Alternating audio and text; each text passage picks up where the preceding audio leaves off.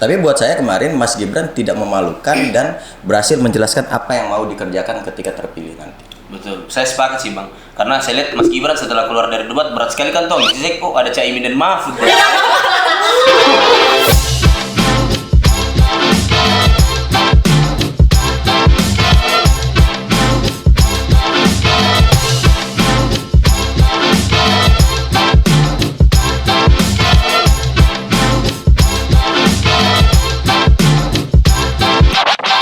Assalamualaikum warahmatullahi wabarakatuh. Selamat datang di Saraba Channel. Saraba dulu dong. Ais, mantap. Minum. Kali ini ikut aturan host, harus Saraba dulu dong. Apa yang lalu Saraba dulu lah. Jadi hari ini kita podcast kembali. Nah, saya perkenalkan dulu narasumber kita ini spesial sekali karena beliau ini sudah 2 kali datang di Saraba Channel. Beliau bernama, saya panggilnya Abang. Tapi namanya adalah Abdul Karim Al-Jufri. Apa kabar Bang Aka? Baik. Oh, baik. Baik. Jadi Bang Aka ini adalah anggota DPRD Provinsi Sulawesi Tengah, Dapil Sigi Donggala, dan juga sebagai sekretaris TKD Prabowo Gibran untuk Provinsi Sulawesi Tengah. Nah, beliau ini juga bukan orang baru bagi Saraba Channel. Saya informasikan nih Bang, mohon maaf ini, beliau ini sudah lama di Saraba Channel dan sudah membantu banyak Saraba Channel. Hari ini Saraba Channel ada AC, itu berkat Bang Aka. Hari ini Saraba Channel ada kursi yang enak ini, itu berkat Bang Aka. Hari ini Saraba Channel ada kamera yang gagah ini. Stop Jo, sama kita Aka Mbak. Kamera karena Bang Aka, laptop juga karena Bang Aka, semua karena Bang Aka. Berarti bukan lagi Bang Aka, Arif. Apa dan? Bang aku. Bang aku gitu ya. Bang Aka, apa kabar Bang Aka? Alhamdulillah. Baik. Baik. Sehat-sehat selalu Bang ya? Harus sehat.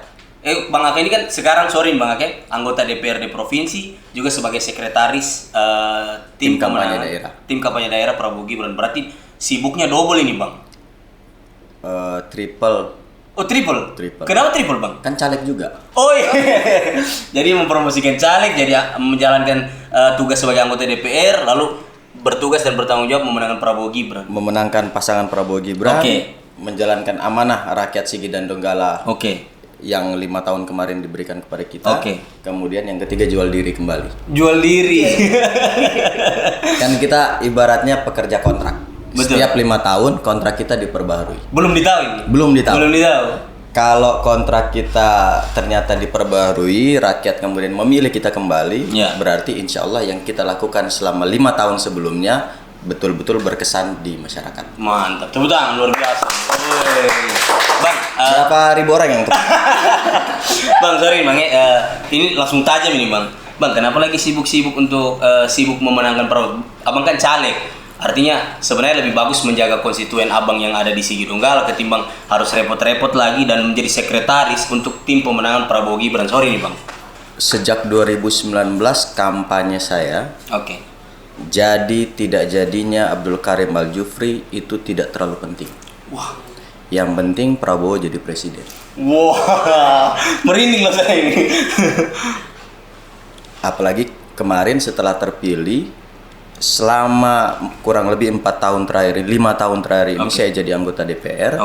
Pak Prabowo tidak jadi presiden. Sangat sedikit yang bisa saya bawa dari Jakarta ke Sulawesi Tengah. Karena memang sejak awal kampanyenya seorang Abdul Karim adalah mengambil uang dari Jakarta, uang dari pusat untuk diturunkan ke daerah. Karena itu yang menjadi pembedanya saya. Saya lama di pusat, otomatis jaringan di pusat itu besar. Kalau ini tidak bisa dimanfaatkan untuk rakyat Sulawesi Tengah, rakyat kita di sini, maka sia-sia. Keren. Makanya agak terhambat ini Bang karena Prabowo tidak jadi presiden kemarin. Ya. Jadi kalau misalnya nanti Prabowo presiden ini akan lebih besar lagi kerja-kerja Abang untuk Dapil Sigi Donggala, khususnya masyarakat Sulawesi Tengah Bang ya. Insya Allah kita akan, ya tugasku ini kan sebagai anggota DPR sebenarnya selain melayani rakyat Donggala Sigi, kemudian memperjuangkan aspirasi mereka, harus ada juga yang kita jemput di Jakarta. Di Jakarta, karena di sana yang lebih banyak. Di sana yang paling besar. Contoh 3 tahun terakhir ini kan saya rutin membagikan beasiswa program Indonesia Pintar. Oke. Yang itu sebenarnya tidak ada di level provinsi. Adanya di level pusat. Adanya di DPR RI. Oke. Itu saya minta dari Bang Eldino. Oke. Beliau ini ketua DPD Gerindra Provinsi Gorontalo. Oke. Kemudian saya dapat lagi dari Ibu Martina. Oke, ini anggota DPR RI? Anggota DPR RI dari Banten. Oke. Karena jaringan itu kita bawa ke sini. Iya. Artinya kalau misalnya presiden ini akan lebih banyak lagi akan Bang Aka bawa di sini. Insya Allah. Kita Wih. berdoa sama-sama. Tapi Bang, sebenarnya kan sorry nih Bang, sebenarnya kan sudah nyaman jadi anggota DPR. Maksudnya tanpa Prabowo jadi presiden pun Abang juga sudah bisa menikmati dan mengabdi untuk masyarakat Sulteng, Bang. Sorry nih Bang. Kalau sekarang misalnya ya saya jadi anggota DPR, saya bisa kasih 10. Oke. Tapi kalau Pak Prabowo jadi presiden, insya Allah saya bisa dapat 100.000. Perbandingannya Lebih nikmat mana? Bawa 10 atau bawa 100, bawa 1000? Kita dikasih 50, saya bersyukur teman-teman. Tapi Bang Aka terlepas dari semua tugas yang ada ini kan Bang Aka sekarang sebagai anggota DPRD fraksi Gerindra, sebagai sekretaris TKD Prabowo Gibran Sulawesi Tengah. Untuk Bang Aka sendiri, Bang Aka pribadi sendiri, kenapa memilih Pak Prabowo? Iya, maksudnya kita terlepas kalau Bang Aka tidak di Gerindra, tidak di TKD, apakah Bang Aka tetap memilih Prabowo? Apa hanya karena ikatan partai saja? Iya. Sebenarnya selain hubungan emosional ya. Kalian kan tahu saya sejak usia muda itu sudah dididik oleh Pak Prabowo. Iya, betul. Ada di lingkaran beliau, dididik bagaimana kita mencintai bangsa kita ini. Perguruan silat saya itu boleh dibilang salah satu yang membedakan dengan perguruan-perguruan silat yang lain adalah selain kita diajari pencak silat, kita diajari juga semangat bela negara. Wah. Nah, karena doktrin-doktrin itulah, doktrin-doktrin tentang bela negara, kecintaan kepada Indonesia, itu kemudian membentuk satu pola dalam pikiran bahwa Indonesia butuh pemimpin seperti Pak Prabowo. Terlepas apapun partainya. Dulu beliau masih di Golkar, saya pun di Golkar. Oh, jadi kemana Pak Prabowo di situ Bang? Ya, bukan persoalan Gerindra aja. Karena ideologi yang ditanamkan oleh Pak Prabowo kepada kami itu begitu melekat. Cita-cita yang beliau impikan buat rakyat Indonesia itu begitu hebat, begitu luar biasa, sehingga kami pun tertarik, tertantang untuk bagaimana caranya mensukseskan Pak Prabowo jadi presiden, sehingga apa yang ada di dalam pikiran beliau bisa terlaksana. Wah, keren. Terus Bang, apa sih spesialnya Pak Prabowo ini? Maksudnya kan banyak tokoh-tokoh di Jakarta juga yang Abang temui. Apa spesialnya Pak Prabowo? Kita tidak usah bicara yang sudah banyak orang tahu ya, pintar, tegas, macam lucu. Itu kan, sorry nih Bang, kalau kita lihat ya, itu hanya branding media sosial kalau yang saya lihat Bang. Kan awal-awal sebelum ini ya, sebelum dia dicitrakan sebagai gemoy, dulu kan pukul-pukul meja dan lain-lain. Begini. Pukul meja itu kan simbol semangat sebenarnya. Sama kayak mahasiswa orasi teriak-teriak, angkat tangan begini. Apakah dia setelah turun dari panggung orasi dia tidak bisa lucu? Iya juga sih. Ini kan tanda kita bersemangat. Bukan tanda marah, bukan tanda apa. Ini kalau di kalimat itu ya tanda serunya banyak. Iya, betul. Tapi terkadang kan tanda seru banyak ini bukan berarti kita marah. Tapi kita mau menegaskan sesuatu. Penegasan. Jadi saya cerita kenapa saya bilang Pak Prabowo itu lucu ya. Kan kalau dari sisi kepintaran, humanis segala macam sudah selesai lah, rahasia umum. Kami terkadang kalau mendampingi beliau itu hiburan terbesarnya kami adalah ketika selesai acara kami berkumpul dengan Bapak, evaluasi dan Bapak mengeluarkan jokes. Masa Bang? Ini jarang orang. Nah, lucu Rajal ini. Ya Allah, lucu. Jadi kadang capek bagaimanapun orang begitu bicara sama Bapak hilang semua capeknya. Banyak goyannya Bang. Banyak. Biasa Bang Aka kalau dia baru lucu, Bang Aka bilang, "Malu barat ya ente." Tidak. Siapa tahu kan maksudnya. Jadi kalau buat kita ya, kalau buat orang kan Bapak itu tokoh, Bapak itu figur yang kuat segala macam. Kalau buat kami di Gerindra, di internal kami sendiri yang tim lebih kecil lagi, Bapak is Bapak. Bapak is Bapak. Sebagai orang tua, sebagai sahabat, sebagai rekan seperjuangan. Oke. Berarti isu-isu di luar yang bilang Pak Prabowo ini seperti bos yang harus dihargai dan harus seolah-olah semua harus ikut dan patuh terhadap perintahnya, kan ada isu-isu di luar begitu, Bang? Setiap pengambilan keputusan penting di Partai Gerindra, Pak Prabowo pasti memanggil seluruh DPD. Oke. Seluruh anggota Dewan Pembina. Oke. Keputusan untuk masuk ke koalisinya Pak Jokowi pun seluruh DPD, seluruh DPC dipanggil ke Hambalang. Oke. Meminta pendapat. Bapak memberikan penjelasan. Oke. Bapak menyampaikan ini itunya, kemudian meminta tanggapan dari seluruh DPD. Oke. Dan pada saat itu diluncurkan, waktu itu 34 DPD menyatakan setuju untuk ikut koalisi. Oke. Tanpa ada satu suara pun yang sumbang. Oke. Jadi tapi itu pun itu jiwa demokratisnya Pak Prabowo karena mengajak semua DPD. Tapi kan yang muncul di luar tidak yang seperti itu. Iya, dimuncul di luar, wah Pak Prabowo ini dia bawa kemana lagi partai? Iya kan yang muncul di luar. Ya kalau ini Bang Aka ring satunya Pak Prabowo loh. Karena waktu masih zaman silat-silat Pak Prabowo sudah membina Bang Aka. Aus ya. Itu sudah tak kenal maka tak sayang. Iya. Bang Aka kan salah satu orang yang kenal. Iya, jadi saya. Iya. Jadi kau sudah kenal Bang Aka? Belum kenal saya selesai. Bahaya. Tapi Bang, salah satu visi misinya Prabowo Gibran kan pembagian makan siang dan susu gratis. Itu sebenarnya tujuannya apa, Bang? Kan anak-anak ini kan dari rumah kan sudah dikasih uang jajan juga untuk sekolah. Tidak berpengaruh ya? Tidak berpengaruh ya? Tidak berpengaruh ya. Kalian pernah ketemu teman, pernah ketemu anak-anak, tidak usah lah yang anak-anak sekarang. Dulu waktu kalian sekolah pernah tidak ada temannya kalian yang di sekolah tidak makan?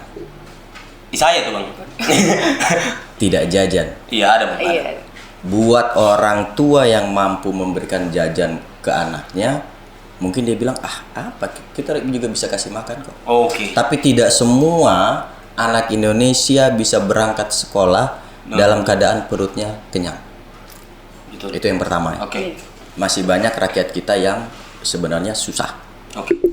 Program makan siang gratis ini untuk menyongsong generasi emas Indonesia emas di tahun 2045. Oke, 2045. Kenapa harus dipersiapkan dari sekarang? Ini kan seperti yang dibilang Pak Prabowo. Pak Prabowo itu dianggap mencitrakan dirinya sebagai generasi jembatan. Oke. Kalau saya malah bilang kami ini pembabat hutan untuk membuka jalan. Wah, berarti belum ada jalan. Bisa jadi setelah jalannya itu berfungsi dan bisa dipakai orang untuk menyeberang, bisa dipakai lalu lintas seperti jalan-jalan pada umumnya. Sudah bisa diakses lah. Kami orang-orang yang ikut membelah hutan, membangun jalan tersebut sudah tidak lewat jalan itu lagi. Sudah tidak ada. Sama halnya dulu pahlawan-pahlawan kita berperang mengusir penjajah. Sekarang apakah mereka merasakan kemerdekaan? Ada podcast seperti ini? Wah, iya sih. Kalau masih ada sih Cokrominoto kita podcast, ya kan? Jenderal Sudirman. Bisa jadi banyak yang dulu berjuang buat Indonesia tidak merasakan nikmatnya kemerdekaan yang sama-sama mereka perjuangkan.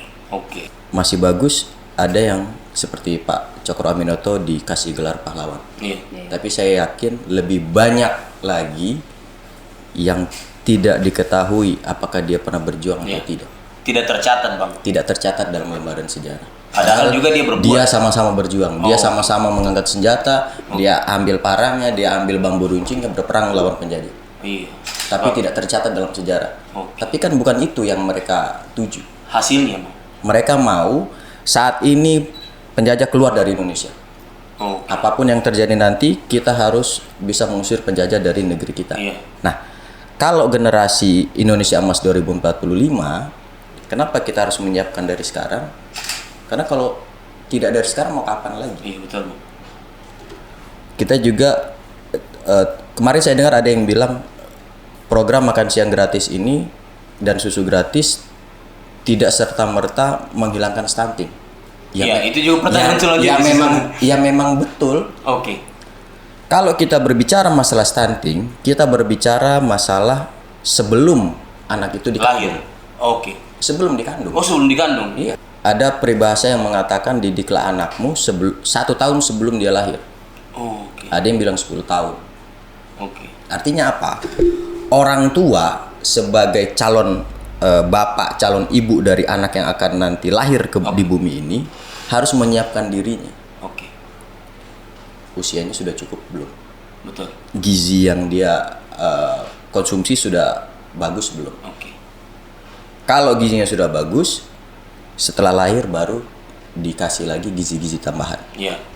Untuk anaknya. Untuk anak. Oke. Tapi yang pertama kan di program itu pembagian makan siang dan susu gratis untuk siswa sekolah. Siswa sekolah, betul. Di bawahnya kan ada lagi. Oh, ada bang. Pemberian gizi untuk ibu hamil. Oh. Kita kurangi. Itu belum kita tahu. Yang populer bang, soalnya hanya makan siang. Makan siang dan susu gratis. Makanya itu pertanyaan juga, orang bilang, kalau mencegah stunting kenapa nanti sekolah baru dikasih gizi? Harusnya sebelum dia lahir. Sebelum hamil. Selama dikandung itu harus disiapkan gizinya. Dan itu ada program Prabowo juga. Ada di bawah situ. Oh, oke. Lanjutannya ada. Oh. Di bagian itu sudah ada. Oke. Coba nanti cek visi misinya atau coba cek baliho yang ada 8 program prioritas itu. Bukan. 8 program hasil cepat. Oke. Itu ada. Yang kita tahu hanya makan siang dan susu gratis untuk anak sekolah. Makanya juga banyak yang bertanya begitu bang, yang seperti abang bilang tadi. Tapi dibilang mencegah stunting. Mencegah stunting anak sekolah sebenarnya tidak perlu, karena harusnya itu sebelum dia dilahirkan itu di bumi harusnya calon ibunya yang diberikan gizi dan protein yang cukup. Ini kan bagian dari mengurangi stunting. Oke. Kalau dia selama dikandung gizinya baik. Oke. Tapi kemudian setelah lahir gizinya buruk. Oke. Stunting juga tidak? Stunting sih bang. Nah. Tapi kalau sorry bang, koreksi kalau saya salah bang. Soalnya ada yang bilang kalau masih sudah anak sekolah artinya sudah aman lah. Harusnya dia dari 0 sampai 5 tahun bang. Itu ada juga enggak programnya? Kan ada. Oh ada. Ibu hamil dan balita. Waduh. Ya ilah. Ikra kan dah. Tidak lengkap membaca. Makanya ini kan yang jadi keheranan kita. Oke. Soal isu baliho besar, gagasan kecil. Wow. Yang mereka lihat hanya baliho yang besar. Oke. Hanya gambar-gambar yang lucu. Iya betul. Padahal visi misinya sudah kita lepas. Memang Indonesia malas membaca sih. Iya. Minim literasi lah. Saya juga bang, terus terang yang saya tahu hanya makan siang dan susu gratis. Dan makanya saya kemarin sempat debatin temanku bang masalah Pak Prabowo ini. Dia bilang harusnya balita juga ada dong. Masa cuma makan siang dan susu gratis anak sekolah? Itu tidak baca Vini. Sadis. Ternyata ada juga untuk balita bang. Ada. Itu semua ditanggung oleh pemerintah. Kalau Pak Prabowo dan Mas Gibran jadi presiden. Wah. Berarti program ini juga berdampak untuk ekonomi masyarakat bang Akai? Kayaknya sih tidak menurut saya bang ya. Program yang mana? Program makan siang dan susu gratis hanya untuk kesehatan sih. Nah, makan siang itu tiba-tiba ada di meja atau ada yang memasak? Ada yang memasak bang. Kita runut ya. Oke bang. Perlu beras tidak? Perlu bang. Berasnya beli di mana? Kalau saya sih biasa di Haji Ibrahim. Iya. Pedagang kan? Di pedagang. Pedagang ambil dari mana? Dari petani. Pedagang, petani hidup tidak? Hidup. Ikan beli di mana? Di pasar bang. Yang di pasar pedagang kan? Pedagang. Ambil dari mana? Nelayan. Dari nelayan hidup tidak? Hidup bang. Pedagang, petani, nelayan. Dia masih butuh sayur, masih butuh tomat. Tomat juga sayur. Buah ya kalau tomat. Jadi perdebatan itu bang. Tomat buah atau sayur jadi perdebatan. Ini butuh sayur. Butuh bahan-bahan untuk disiapkan. Oke. Kemudian setelah bahan-bahannya ada, perlu ada yang memasak. Iya bang, betul. Betul kan? Betul. Sementara kan tidak mungkin semuanya pakai catering. Iya sih, siksa juga Fat catering kalau begitu dia. Banyak anak sekolah ini. Jangan promosi.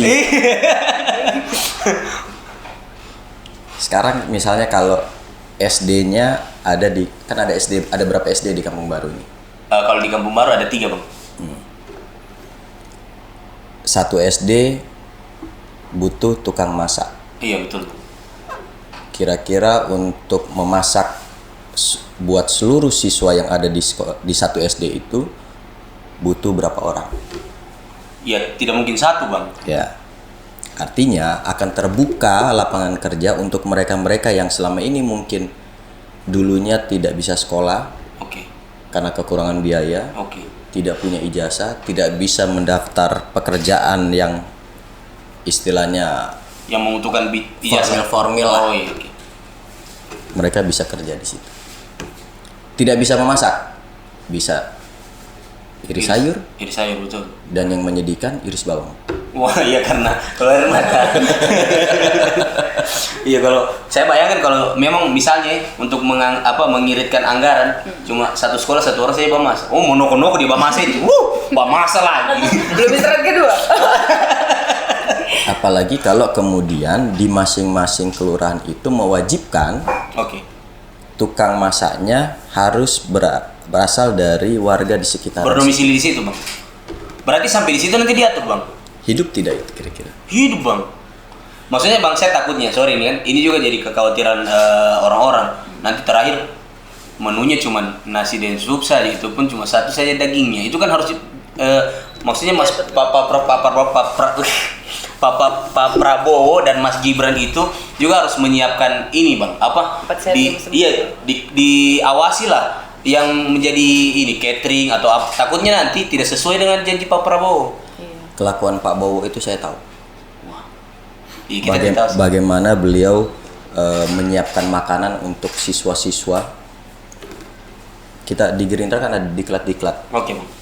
Mulai diklat yang paling rendah sampai diklat yang paling tinggi, menunya tidak berbeda jauh. Kebutuhan gizi yang harus disiapkan oleh tukang masaknya sudah ada yang mengatur. Ya, tapi kan kalau untuk diklat kan ini seluruh Indonesia bang, siapa yang mau awasi bang? Ya, mungkin Pak Prabowo ke jalan semua. Sorry bang. Kan ada dinas kesehatan, ada dinas pendidikan. Ini pekerjaan bukan pekerjaannya Prabowo Subianto atau Mas Gibran. Ini pekerjaan seluruh rakyat Indonesia. Hanya memang sebagai pimpinan tertinggi itu presiden. Kan presiden punya banyak pembantu. Betul bang. Cuma saya khawatirnya ketika nanti kekhawatiran itu akan selalu ada. Iya betul sih bang. Iya sih. Tapi apakah kita harus mengedepankan kekhawatiran itu kemudian menutup hal-hal baik ke depan? Iya sih. Dan jangan ada racun ini. Kan khawatir juga. Jangan-jangan terlalu pedis ini. Jangan-jangan terlalu manis. Tidak, mungkin. Kan Vini manis.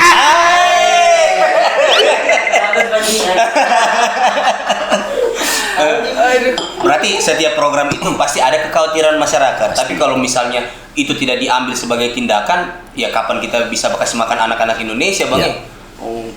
Jadi jangan sampai kerisauan kita membatasi keinginan kita untuk berbuat baik. Karena ada juga yang bilang bikin rugi negara saya kasih makan orang. Sorry nih bang. Ada satu pasal di undang-undang yang menyatakan bahwa anak terlantar dan fakir miskin dipelihara oleh negara. Iya bang. Makanya Vini dipelihara negara juga. Apakah pasal ini salah? Tidak bang. Tidak. Jadi memberi makan anak terlantar saja ada jaminan dari negara. Apalagi memberi makan calon penerus bangsa. Itu menjadi kewajiban negara. Kewajiban negara. Tidak boleh tidak bang ya? Wajib.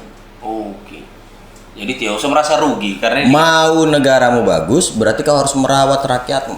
Betul. Mau podcast ini berkembang dengan baik berarti kau harus merawat teman-teman. Siap bang. Iya sih betul. Karena kan orang hanya tahu ada Arif, ada Vini. Iya. Orang tidak pernah melihat kameramen, tidak pernah melihat yang edit. Betul bang. Tidak pernah melihat yang bikin flyer. Padahal ini kan satu kesatuan. Satu kesatuan, satu tim bang. Iya. Keren. Tuh bang, kalau kita bicara tentang Pak Prabowo dan Mas Gibran, Pak Prabowo sudah hatam lah, lah. Nah kalau kita bicara soal Mas Gibran, sosok anak muda yang dibilang anak muda palsu lah, sorry nih bang kan orang bilang kenapa kamu tidak pilih Gibran? Padahal Gibran sosok anak muda, tapi orang pasti membantah. Jadi dia bukan anak muda seperti kita-kita ini, dia anak presiden. Wajar dia jadi cawapres hari ini. Muda itu kan usia. Iya. Artinya semua orang dalam rentang usia tersebut berhak dikatakan sebagai anak muda. Yeah. Jangan sampai karena ada seorang anak muda yang punya privilege lebih, bapaknya gubernur, bapaknya wali kota, bapaknya presiden, kemudian dia dibatasi ruang geraknya hanya karena embel-embel, tidak bisa, dia kan anak presiden, dia anak bupati, anak gubernur, terus kemudian dia tidak diberi ruang yang sama dengan seluruh anak muda yang lain. Sekarang begini, orang-orang itu kan ragu dengan Mas Gibran karena dianggap bodoh. Wah, saya dibilang begitu ya Bang? Iya. Dianggap tolol, tidak punya otak. Bro, dia pengusaha. Betul. Berhasil. Betul. Dia sekolah juga. Di luar negeri lagi Bang? Tidak masalah ya, mau sekolah di dalam negeri, di luar negeri, buat saya tidak masalah. Dia sekolah. Artinya ketika seseorang berhasil menamatkan sekolahnya, dia bodoh tidak? Tidak Bang. Berarti kita yang bodoh kan? Iya, kita belum S1 Bang. Tapi kan lulus SMA kan? Lulus SMP kan? Lulus dan tidak dipaksakan. Berarti kan tidak bodoh. Betul. Bodoh itu kan hanya buat orang yang tidak mau belajar. Setelah dikasih tahu, tidak mau tahu. Itu bodoh namanya. Bodoh dan nagigi baga. Sekarang pasti kemarin nonton debat kan? Nonton Bang? Saya tidak mau bicara siapa yang menang, siapa yang kalah. Karena menurut simpatisan 1, 2, 3, masing-masing kandidatnya pasti pemenang. Iya. Yang saya mau tanya, apakah kalian bangga dengan penampilan Gibran kemarin atau tidak sebagai anak muda? Di luar ekspektasi sih Bang. Sampai Iwan Fals ganti lirik lagunya. Anak sekecil itu berkelahi dengan Mahfud.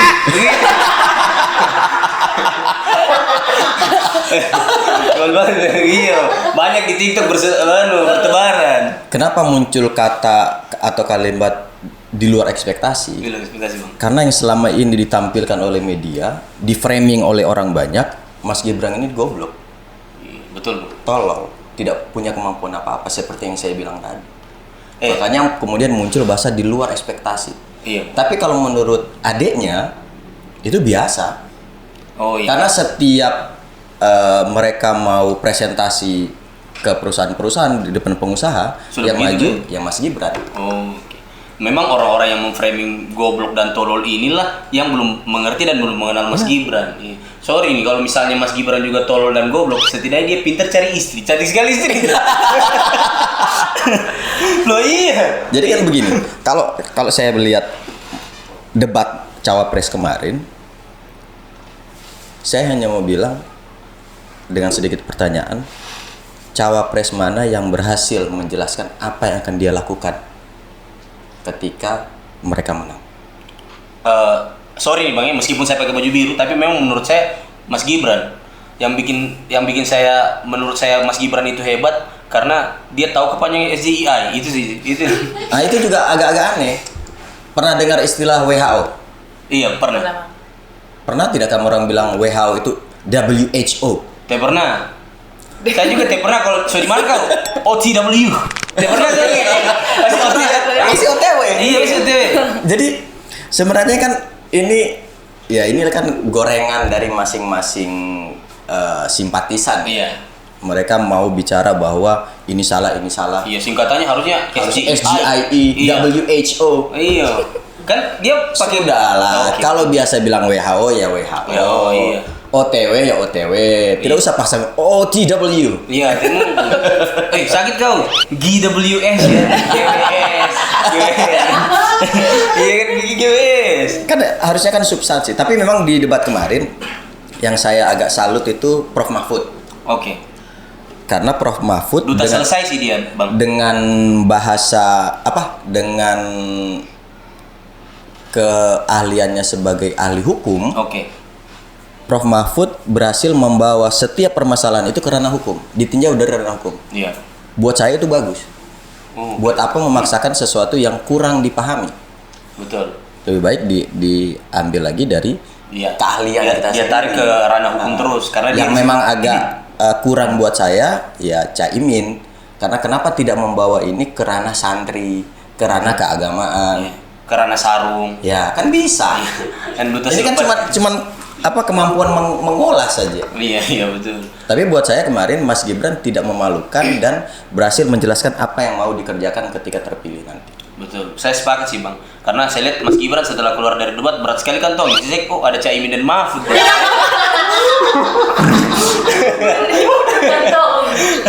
Digantongi. Tapi Bang, kalau menurut Abang, kan orang bilang Gibran kan masih 2 tahun jadi wali kota, belum cukup pengalaman lah dibanding dengan Caimin yang sudah sudah pernah jadi menteri, sudah pernah jadi pimpinan DPR. Sekarang saya kembalikan. Oke. Caimin berpengalaman tidak mengelola kota? Tidak sih Bang. Prof Mahfud berpengalaman tidak jadi wali kota? Tidak juga Bang. Sekarang jadi presiden mengelola apa? Mengelola negara Bang. Negara termasuk kota di dalamnya. Betul, kan? Bang. Jadi yang punya pengalaman siapa? Iya sih. Betul sih, Gibran sih. Iya.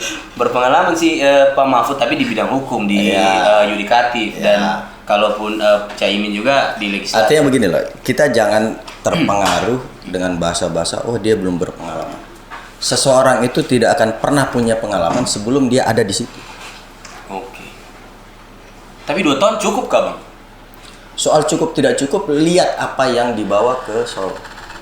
Oke. Kawanannya presiden, masa kau tidak bisa bawa sesuatu yang berharga buat kotamu? Iya betul.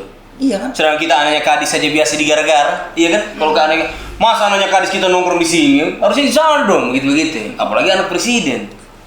Tapi kan di ujungnya, apakah yang dibawa Mas Gibran itu bermanfaat buat rakyat kota Solo atau tidak? Oke. Yang menikmati rakyat kota Solo atau tidak? Ujung-ujungnya pasti ke rakyat Bang ya? Iya. Oke. Mau dibilang, ini karena anak presiden sehingga proyek-proyek itu besar. Kalaupun proyeknya besar, tapi kalau rakyat, masyarakat di kota tersebut tidak siap menerima proyek-proyek tersebut, pasti tidak akan berjalan. Jadi dilihat dari kemampuan pemimpin kabupaten dan kotanya, Bu. Ya, tadi tidak semua meskipun anaknya presiden, tapi kalau tidak mampu mengelola kota, susah juga. Susah. Kalau Mas Gibran sih mengelola kota oke. Tapi kalau mengelola kata Anies sih. Lah iya kan? Iya betul. Iya. Loh, saya bicara jujur teman. Bicara jujur. Tapi kalau janganlah. Seperti pesannya Pak Prabowo kan, kita boleh berkampanye menyampaikan hal-hal baik tentang kandidat kita tanpa perlu menjatuhkan kandidat yang lain. Ya kan, Abang Aka yang bijaknya, saya yang nakal-nakal lah sih. Ya kan masih muda tuh. Iya kan, dengan gini. Apa pantun untuk Pak Prabowo ada kan? Itu aku dulu sama bertanya dulu. Tapi Bang Aka, kalau di besoknya ini kita Prabowo Gibran menang ini. Amin. Kan? Tapi Bang Aka yang tidak terpilih karena terlalu fokus mengkampanyekan Prabowo Gibran. Kira-kira Bang Aka ada penyesalan tidak atau? Iya pasti. Wih, tidak jadi Ana. Telan gak usah tahu begini, lebih saya fokus ke urus diriku. Perjuangan ini, perjuangan yang sekarang itu bukan milik Abdul Karim, tapi milik seluruh rakyat Donggala Sigi. Jadi kalau saya tidak berhasil, berarti kan yang saya lakukan selama 5 tahun terakhir memang tidak berkenan buat rakyat. Oke. Jadi siapapun yang mereka pilih, ya itulah pemenangnya. Dan ketika rakyat menang, apalah gunanya perasaan seorang Abdul Karim? Wah, mengorbankan perasaan ini Bang. Kan kita berjuang menawarkan diri untuk dipilih rakyat. Ketika rakyat tidak memilih, ya sudah. Istilahnya melamar ke rakyat Bang ya? Iya. Oke. Demokrasi kan begitu. Kita melamar, kita mengemis ke rakyat supaya diberikan kepercayaan. Oke. Kalaupun saya tidak terpilih lagi, ya memang garis tangannya sudah hanya cukup 1 periode. Wah. Tapi kalau misalnya kalau sedih pasti akan ada sedih-sedih. Manusiawi Bang. Tapi kan kalau misalnya ternyata begitu dicek-cek ternyata kenapa Abang tidak terpilih? Karena lebih fokus mengurusi Prabowo Gibran. 2019 juga saya tidak pernah mengkampanyekan diri sendiri. Oh, selalu bawa Pak Prabowo, Bang? Selalu Pak Prabowo. Okay. Bahkan orang-orang di pertemuan akhirnya tanya, tunggu Bapak ini siapa? Jadi tidak fokus sebenarnya kepada diri sendiri, Bang. Jadi apa yang Abang dapatkan hari ini adalah sebenarnya bentuk daripada memperjuangkan Pak Prabowo dari 2019, bisa dibilang begitu, Bang? Yang lebih dikenal rakyat itu Pak Prabowo, bukan Abdul Karim. Begitu juga dengan caleg-caleg yang lain, khususnya di Gerindra. Okay. Pak Prabowo jauh lebih terkenal daripada mereka. Jadi kalau mereka hanya datang menjual dirinya sendiri, saya yakin akan kesulitan. Okay. Pak Prabowo punya suara sekitar berapa puluh juta. Okay. Gerindra hanya 12%. Pak Prabowo 45-48%. Okay. Masih ada jarak yang sangat jauh. Tapi sorry Bang, kalau melenceng sedikit. Jadi akhirnya Bang, sorry nih, mungkin hanya Abang yang berpikir begitu, tapi caleg-caleg lain mungkin, apalagi caleg yang koalisi nih Bang, bukan dari Gerindra. Mungkin orang berpikir tidak terlalu begitu kan, presidennya bukan dari partai Gerindra. Sorry nih Bang, saya agak kritis sedikit. Takutnya orang tidak bekerja semaksimal seperti Bang Aka. Pak Prabowo itu orangnya sangat fair. Oke. Bisa jadi setelah proses ini berjalan dengan baik, Pak Prabowo menang, akan banyak orang yang di dekatnya tidak menikmati itu. Kenapa Bang? Karena pasti akan diatur bagaimana supaya semuanya bisa ikut merasakan membangun bangsa. Oke. Jadi pasti akan ada yang kalau kecewa. mereka tidak mau membantu sekarang, ya mereka yang rugi. Oke. Karena biasanya kan kalau caleg memperjuangkan dirinya sendiri saja Bang. Urusan presiden, sorry nih Bang, sekali lagi sorry. Biasa kan saya takut berjual presiden ini, takutnya dia pilih yang lain, saya tidak terpilih gara-gara itu. Sorry nih Bang, iya biasa kan begitu Bang? Ada. Iya. Sering Kan Bang? Sering. Tapi bagaimana Cuman Bang? kan kalau saya, ya itu tadi, jadi tidak jadinya Abdul Karim tidak terlalu penting. Yang ini Pak Prabowo presiden. Mantap, luar biasa. Kalau saya jadi, berarti saya hanya mengurusi Donggala Sigi. Iya. Sedikit sekali orang yang bisa saya urus. Tapi kalau Pak Prabowo jadi presiden, seluruh rakyat Indonesia yang diurus. Kebermanfaatannya lebih luas Bang. Lebih besar. Iya. Abang juga bisa mengabdi di tempat lain. Masih bisa. Enggak sih, jarang ini. Soalnya kalau caleg-caleg biasanya saya utamakan diriku dulu. Jangan saya pilih, saya suruh ini, terakhir saya tidak terpilih gitu. Sorry Bang, ini Apa yang saya miliki sekarang sebagian besar karena Pak Prabowo. Kalau dengan saya gagal jadi anggota DPR lagi, itu membuat Pak Prabowo jadi presiden, ya silahkan. Saya merinding. Tapi sorry Bang, kalau misalnya ketemu masyarakat Bang, saya pilih kau, tapi saya pilih Prabowo. Apa reaksinya Abang coba? Jangan pilih saya. Wih. Serius Bang? Setiap saya kampanye, saya ketemu dengan masyarakat, saya selalu bilang, kalau mau jadi timnya Abdul Karim, harus pilih Prabowo. Oh, ultimatum luar biasa. Kenapa harus pilih Pak Prabowo? Oke. Karena di ujungnya kita butuh sentuhan presiden, komandan tertinggi negara. Bagaimanapun Pimpinan semua ke tertinggi. atas Bang ya? Semua ke atas. Kalau saya menang, terus yang di atasnya orang lain, saya tidak punya jalur. Betul, keren. Begitu juga dengan teman-teman koalisi. Kalau mereka tidak maksimal sekarang, kedepannya mereka mau kemana? Karena pasti semua ya di pusat sana. Uang itu adanya di sana. Di sana uang, di sini kesini. Makanya mau coba kita pindahkan supaya lebih dekat sedikit di Kalimantan. Itu dia. Makanya jangan berubah-berubah lagi. Mainkan pantun Move ini. Ada tuh Pak untuk Pak Prabowo tuh. Ada. Iya. Kasih Vini. Pergi ke taman melihat rumput. Cakep. Ada ketupat di apartemen. Cakep. Anak muda jangan golput. Iya. Insya Allah 2024 Prabowo presiden. Nice. Satu lagi. Ada dong, satu Kalau lagi. ini, Jago. Ya, satu lagi ada. Nanti tak briefing sudah loh. kalau ini bukan pantun. Oh iya, apa? Pantun, kayak. Apa? Nih, lihat Kak Arif kehilangan arah. Cakep. Lihat Prabowo pantang menyerah. Kalau sebab agak begitu Bang Aga, terus saya kok pikir pasti ada pokir. Cakep. Break.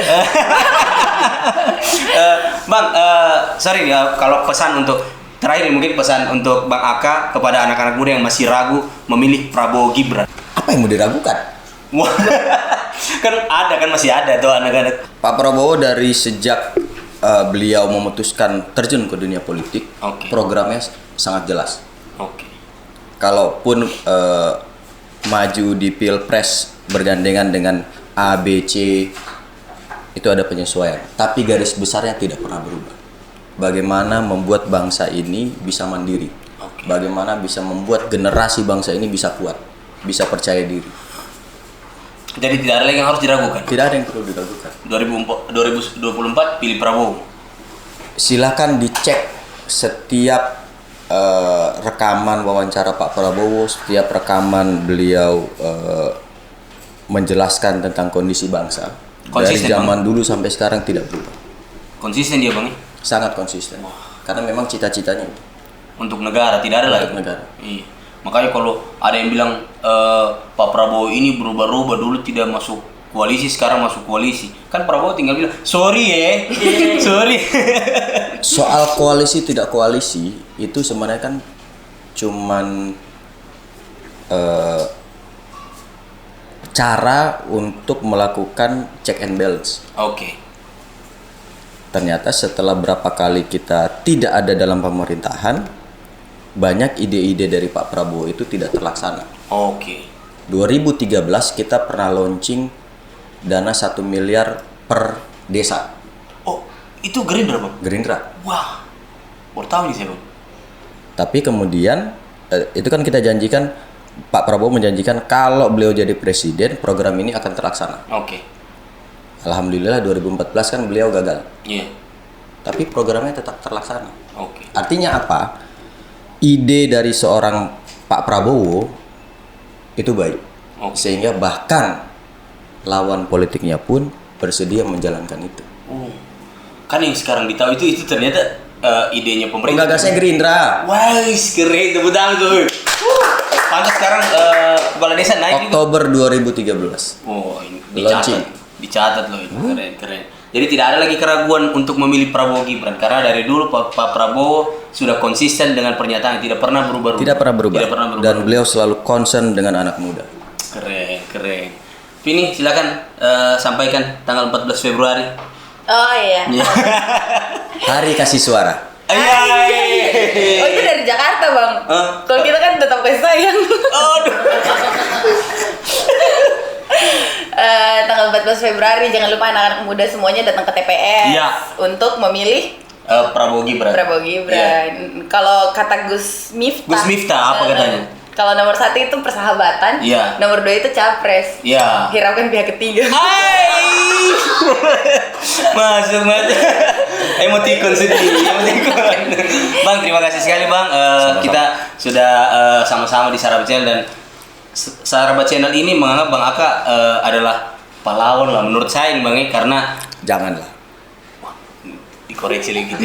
Kenapa? Kalian anak-anak muda punya ide. Siapa? Kalau bukan kami-kami yang ada di pemerintahan yang membantu, terus mau kemana? Siapa? Sudah, kami seharusnya bersyukur ada orang-orang yang mau membuat gebrakan, yang mau melakukan perubahan, yang ingin supaya kehidupan mereka tidak begini-begini saja. Tanpa perlu kami yang memulai, sudah ada yang memulai. Tinggal mensupport Bang. Kalau bisa disupport, kenapa tidak? Itu bukan uang pribadi juga, itu uangnya kalian juga. Betul. Kan ilustrasinya begini, ketika kalian memilih calon anggota DPR, kalian memilih orang yang dipercaya. Betul Bang. Untuk menjaga uangnya kamu orang. Betul Bang. Kan anggota DPR itu menjaga uang rakyat. Pengawasan Bang. APBD. Betul. Jadi misalnya begini, Bang Aka saya pilih Bang Aka jadi anggota DPR, saya titip uang sama Bang Aka. APBD ini. Tolong awasi penggunaannya. Harusnya begitu sih Bang. Iya kan? Jadi sebenarnya bukan persoalan pahlawan, tapi memang sudah kewajiban Bang. Sudah kewajiban kita memperjuangkan aspirasi. Keren Bang. Tapi biar bagaimanapun Bang, kita tetap makasih. Oke lah. Makasih dong. Makasih banget. Tapi kalau kayak Pak Anwar Hamid kemarin kan 4 Pandawa tuh. 4 Pandawa satu Gatot Kaca Pak Anwar Hafid. Iya. Kalau Bang Aka Arjunanya kan. Kalau di Pak Prabowo kita disebutnya Jedi. Pasti dia paham. Tidak. Kok makasih dong sama Bang Aka. Terima kasih Bang Jedi Aka. itu di Star Wars. Oh. Tidak tahu juga Bang. Tidak. Nontonnya apa anjir? Tapi terima kasih Bang Aka sudah hadir malam ini. Terima kasih Sama-sama. Bang Aka. Sama-sama. Terima kasih Bang Aka. Terima kasih sudah mau mengundang lagi di sini. Terima kasih Bang Aka. Sama-sama Vini. Terima kasih Bang Aka. Sama-sama. Kenapa terima kasih terus? Supaya sama-sama terus. Itu makanya dia berupaya sekali supaya Bang Aka bilang sama-sama. Bang, terima kasih banyak Bang sudah mampir di Sarawak Channel. Sehat selalu Bang. Dan meskipun ini bukan channelnya Bang Aka, tapi saya juga promosikan kalau warga Sigi nonton, warga Donggala nonton, tolong pilih juga Bang Aka nomor urut 1 dari Partai Gerindra untuk dapil provinsi. Buat Arif dan teman-teman tetap semangat. Amin. Sekecil apapun yang kalian lakukan, selama itu bermanfaat buat orang-orang yang menonton acara kalian, pahalanya akan terus mengalir. Amin. Jadilah inspirasi buat anak-anak muda yang ada di lingkungan kalian. Amin. Setidaknya kita orang anak kampung baru tidak duduk di Deker Bang, kita duduk di studio. Itu zamanku dulu. Jangan Bang Aka. Makasih Bang, sehat selalu Bang. Tapi ketemu lagi di Sarawak Channel berikutnya, tetap di Sarawak Channel. Sarawak dulu dong. Semua habis.